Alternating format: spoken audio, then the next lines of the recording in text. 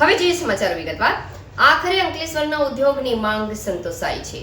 પુનગામ પાસે superfast express પર entry exit અપાઈ છે।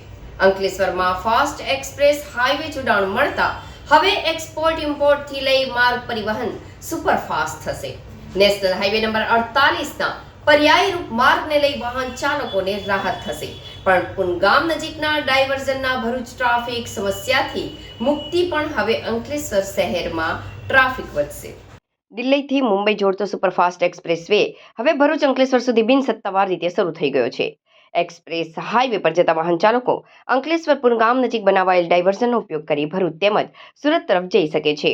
8 lane Delhi Mumbai expressway થકી અંકલેશ્વરમાં જોડાણની બાદબાકી થઈ હતી અને ભરૂચ અને સુરતના કીમ પાસે સર્કલ બનાવવાના હતા, જેને લઈ અંકલેશ્વર, પાનોલી અને ઝઘડિયા સહિત 4થી વધુ જીઆઈડીસીમાં ઉદ્યોગકારોને માલ પરિવહન માટે એક્સપ્રેસ વે હાઈવે પર લાંબા ફેરાવો ફરવા સાથે ટ્રાફિક ભારણ ભરૂચમાં વધ્યું હતું, તો સ્થાનિક ઉદ્યોગો પણ કચવાટ અનુભવી રહ્યા હતા અને આ અંગે ઉપલા લેવલ સુધી રજૂઆત કરી ચૂક્યા હતા।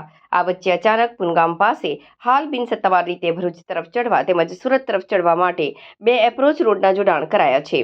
આ માર્ગો હજુ કાચા છે, જેના પરથી વાહનનું આવાગમન શરૂ કર્યું છે। એક તરફ એબીસી સર્કલથી દહેજ એક્સપ્રેસ વે સુધી સજ્જ ટ્રાફિક ભરૂચ તરફ આવેલા જોડાણને લઈ જોવા મળી રહ્યો હતો। અંકલેશ્વર તરફના જોડાણને લઈ ભરૂચમાં અંશતઃ ટ્રાફિક ભારણ ઘટશે, પણ હવે અંકલેશ્વર શહેરમાં ટ્રાફિક ભારણ વધે તો નવાઈ નહીં।